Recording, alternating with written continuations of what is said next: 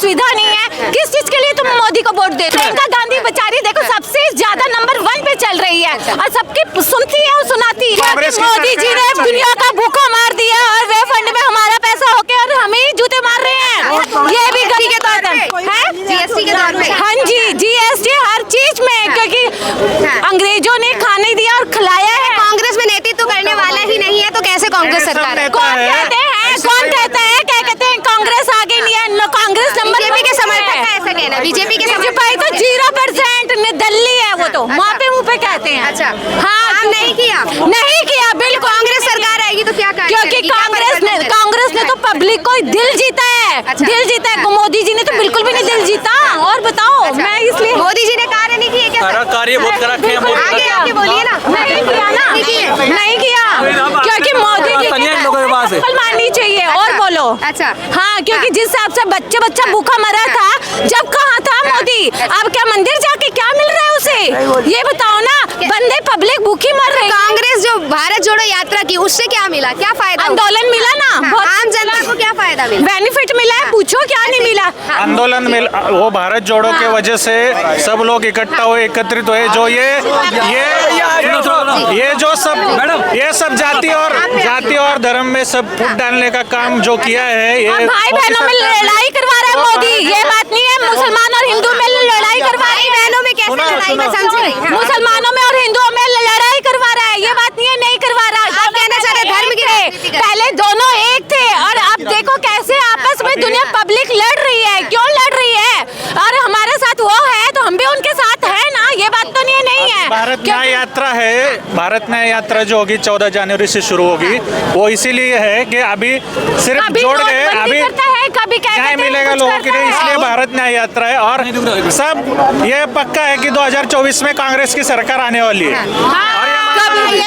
देखो कांग्रेस ही हमें चाहिए, हमें मोदी नहीं चाहिए। और दूसरी बात है, क्या कहते हैं, कभी नोटबंदी बंद करता है, कभी क्या कहते हैं बैंकों में लगवाता है, कभी किसी चीज में, कभी कोरोना है, कभी रोना है, कभी क्या कहते हैं कुछ है बंदों को हॉस्पिटलों में कोई सुविधा नहीं है। किस चीज के लिए तुम मोदी को वोट दे रहे हो? ये तो बता दो मुझे भी। राम मंदिर करोना है क्या? आपने दो है, देश की जनता राम मंदिर पे वोट दे रही है। हाँ, तो राम मंदिर अपने घर में होगा, हमारे घर में नहीं है, पब्लिक के लिए नहीं है। पब्लिक तो बेचारी भूखी मर रही है। पहले राम मंदिर पूजेगा, पब्लिक को पूजोगे? ये तो बताओ, ये बात बताओ। नहीं समझ पा रही हैं। मैडम मैं आपसे क्वेश्चन करती हूँ। मैं आपसे यहाँ प्रश्न करने आई हूँ। आपसे कुछ बातें तो है ना, मैं यहाँ सबसे पूछना चाहता हूँ। आपने कहा भारत जोड़ो यात्रा से क्या फायदा हुआ? सुनो आप, नहीं मैडम, नहीं मैडम, इनका ना सुनो, इनका जवाब देना सारा। आपने एक बात उनसे, नहीं सुनो, आपने उनसे एक बात पूछी कि भारत जोड़ो यात्रा से क्या फायदा हुआ। आप ये बताओ, सुनो, आप पब्लिक के बीच में आए हो तो आप सबसे राय ले रहे हो, तो आपको पता चलेगा पब्लिक के मन में क्या है। राहुल गांधी भारत जोड़ो यात्रा कर रहा है तो वो पब्लिक की बात ले रहा है, कोई आदमी को क्या चाहिए? कभी मोदी ऐसे आया किसी बीच में? प्रियंका गांधी बेचारी देखो सबसे ज्यादा नंबर 1 पे चल रही है और सबकी सुनती है और सुनाती है। ये मत सोचो नहीं सुनाती है। और पब्लिक उसी के साथ खड़ी है। ये मत सोचो नहीं खड़ी है और पब्लिक उसी का साथ देगी। ये मत सोचो मोदी अब फेल हो चुका है। मोदी को अब सब उतर चुके हैं। ये मत सपना मत। आप मोदी जी को लेके आएंगे क्या? बीजेपी सरकार आएगी, आप कह रहे हैं ना। सरकार की छोड़ो ना, पब्लिक जो है देखो वो घूम रहा है भारत जोड़ो यात्रा में, तो वो सबकी बात ले रहा है किस आदमी को क्या चाहिए। तो ये तो एक जाहिर सी बात है, नेता वही होता है तो पब्लिक के बीच में जाकर उससे क्या समस्या है। कभी मोदी ऐसे आया है? बीजेपी के समर्थक कह रहे हैं ये दिखावा किया जा रहा है, आम जनता के बीच उतर के चाहे वो दिखावा ही सही, मोदी दिखावा ही कर लो। वो तो बगैर जेड सिक्योरिटी के घर से बाहर नहीं निकलता, जाता तो लाखों रुपए। सुनो क्या करे, क्यों नहीं जाता? ट्रेनें गिरती हैं तो क्यों नहीं जाता? ये बात बताओ, क्या बात है? उसके अलावा बताओ। सुनो, अब ये 14 जनवरी को न्याय की यात्रा सफल रह पाएगी कांग्रेस? बिल्कुल भी नहीं। मैं कांग्रेस 100% रहेगी, 100% रहेगी। अभी आप कह रहे थे सफल नहीं रहेगी। वो गलत समझ गए बात का मतलब। अब ये बताओ, सिर्फ ये सब एक काम कर दो। ये तो चुनाव हो रहे हैं 2024 का, ईवीएम मशीन से मत कराओ, बैलेट से करवाओ। सारी पोल खुल के आ जाएगी कौन कितने पानी में है। हाथ से करवाओ, वोट भी करवाने तो हाथ से करवाओ, नहीं तो अभी तो करवाओ नहीं तो हाँ, मोदी जी बेचारे ये हो सुप्रीम कोर्ट ने भी कर दिया है। उसमें सुप्रीम कोर्ट का एक वकील था, उसने दिखाया था कि ईवीएम मशीन में कुछ भी कर लो बीजेपी को वोट जाती है। समझे? ईवीएम मशीन, अच्छा जहाँ जहाँ फिर कांग्रेस जीत रही है, जहाँ कांग्रेस की एक सेकंड जहाँ कांग्रेस की सरकार आ रही है तो वहाँ ईवीएम की गलती नहीं है? किसमें? हाँ, जहाँ कांग्रेस की सरकार आ रही है ये लोग अभी जो है इनको अभी क्या हो रहा है कुछ नहीं हो तो रहा। हर जगह बीजेपी अभी जो हो रहा है इससे मतलब नहीं। ईवीएम की गलती लेकिन नहीं देगा बीजेपी को कोई नहीं क्या लगता है क्या कहेंगे? देखिए ऐसा है हाँ, जी। कि जब तक पब्लिक है ना कांग्रेस बीजेपी में उलझी रहेगी ना, हाँ। तब तक ये नेता लोग सारे फायदा उठाते फायदा रहेंगे। उठाएंगे। अब ये हम लोग ही ना एक दूसरे में लड़ रहे हैं और वो मजे ले रहे जी। हैं। जिस दिन हम सब जने 100 बंदे एक हो जाएंगे ना, उन नेताओं को हमारे सारे काम करने पड़ेंगे, जितनी भी गंदगी है या अब कुछ भी है। किसी को बैंक लेकिन से क्या है? नहीं करना आता तो वो बेचारा कहाँ जाएगा? अब बूढ़े इंसान है ये पहले तो जो बताओ, corruption होता था, जिनको digital के तौर पे, हाँ। मोबाइल तक नहीं चलाना आता और वो उनको हाथों में मोबाइल दिया जा रहा है, जिनके बैंकों से पैसा निकाला जा रहा है, वो पब्लिक इतना रो रही है। इन बूढ़ों से पूछो, इनके पास कोई घर नहीं है, छत नहीं है, वो बेचारे कैसे फुटपाथ पे रहते हो? आपको एक पता होना सेकंड, चाहिए। हाँ जी, तो इसकी वजह यही तो है कि हम सब लोगों में एकता नहीं है। जिस दिन एकता हो जाएगी ना, ये सारे काम होंगे हमारे। ये जितने भी गरीबों के घर तोड़े जा रहे हैं, ये सारे नहीं मिलेंगे, क्योंकि वादा तो यही करके आते हैं कि गरीबों के घर बनेंगे कैसे? आधे बंदे ना वो एक जीती हुई टीम की तरफ हो जाते हैं, तो कहाँ से हमारे काम होंगे? जब जिस दिन सब हम एक ही भाषा बोलेंगे ना कि हमें हमारे काम चाहिए, तो अपने आप ही सब कुछ अच्छा हो जाएगा और हमें कुछ बोलने की जरूरत नहीं, क्योंकि सामने जीते हुए नेता को ना डर रहेगा हमारा। अब हिंदू मुसलमान में लड़े पड़े हैं, कभी किस में लड़े पड़े, वह अपने अंदर जो घर के अंदर जो कमियां है उसके लिए हम सबको एक होना चाहिए।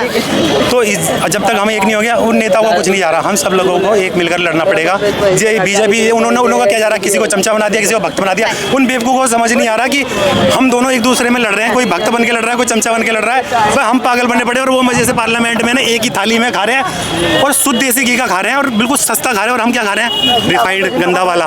तो ये चीज़ है ना, लाखों रुपये का कपड़ा पहनना है, फुटपाथ का आदमी नंगा। तो ये लोग जब तक हम लोगों में पब्लिक में ही वाली, और सबसे ज़्यादा जरूरी है साक्षरता। जब तक ये लोग जितने भी हम लोग लड़ रहे हैं ना, पागलपंथी व्हाट्सएप वगैरह पे पढ़ के इतिहास पढ़ रहे हैं, जिस दिन हम खुद पढ़ के स्कूल बच्चों चलो हम नहीं पढ़े लिखे, बच्चों को पढ़ाओ, बच्चे हमें कुछ बताएंगे।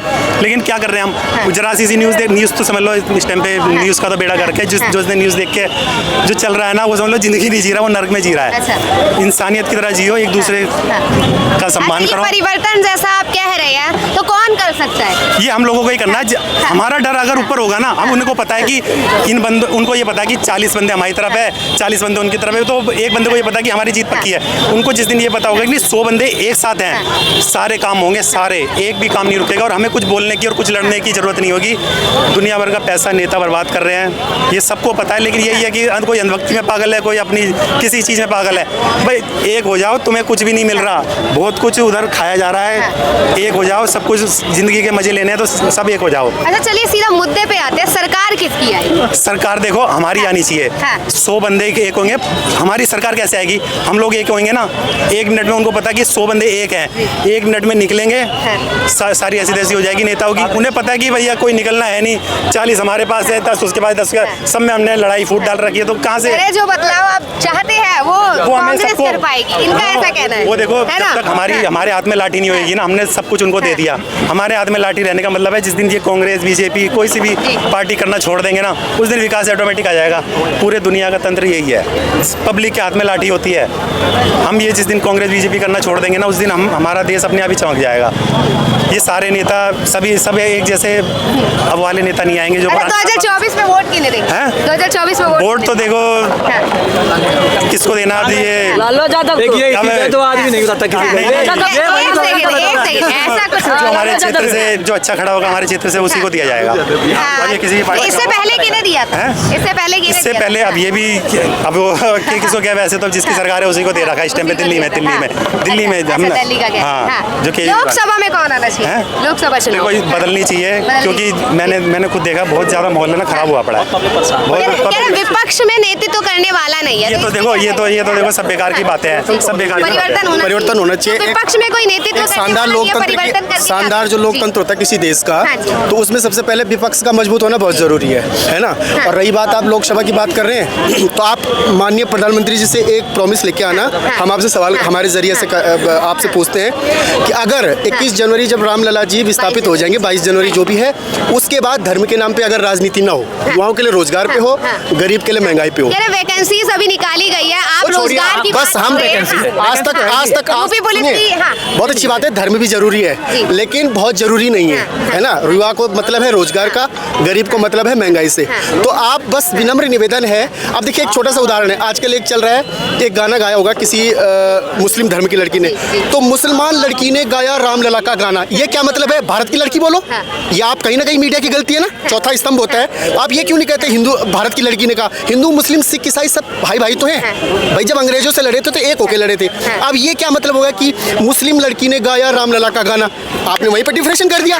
सीधा बोलो भारत की लड़की ने गाया, सीधे बोलिए कि भारत की लड़की ने गाया है, ये वही बात हो गई। अब रामलला जब विराजमान हो जाएंगे अपने जगह पे, राम मंदिर बन गया है, ठीक है आपने बनाया, बहुत अच्छी बात है, लेकिन एक ही चीज पे हर राज्य का चुनाव लड़ना, लोकसभा कई चुनाव लड़ चुके आप एक ही चीज पे। आप इस चीज को बंद करिए, कहीं वो वाली कहावत सच ना हो जाए। 2014 से धर्म की राजनीति चली है। अब वो वाली बात नहीं होनी चाहिए कि एक शराबी दारू पीता था, उसे पूछा बहुतों ने कि तू दारू क्यों पीता है, वो कहता है मेरा बच्चा नहीं हुआ, मैं दुखी हूँ, डिप्रेशन में हूँ। उसके बाद उसका बच्चा हो गया, उन्होंने कहा अब क्यों पी रहा है कि अब मैं बहुत खुश हूँ। तो वही बात है, जब तक रामलला को मंदिर नहीं मिला तब तक कि रामलला को बिठाओ। अब ये क्या करेंगे, हमने तो विराजमान करा जी, हमने तो ये कर दिया, ये नहीं होना चाहिए। मीडिया चौथा स्तंभ है, आपको बखूबी अपना कर्तव्य निभाना चाहिए, है ना। हर चीज एक ही मुद्दे से नहीं लड़ी जाती, बस हमारा ये विनम्र निवेदन है। बाकी सब कुछ अच्छा है, हर चीज विपक्ष मजबूत होगा तो ही देश खुशहाल होगा। आपकी नजरों में विपक्ष मजबूत है या नहीं? नजरों में क्या होता है, नजर तो आप बनाएंगे ना मैम। अब यहाँ से लेके आप क्या वहाँ पे कट कर रहे हैं, पोस्ट कर रहे हैं, कॉपी कर रहे हैं, वो तो आप पे निर्भर है। फिर भी आपको क्या लगता है विपक्ष मजबूत है या नहीं, आने लायक है? अभी स्थिति विपक्ष की बिखरी हुई है, कुछ अपनी गलतियों से, कुछ मीडिया की गलतियों से, और बच्ची कुछ बीजेपी IT सेल से।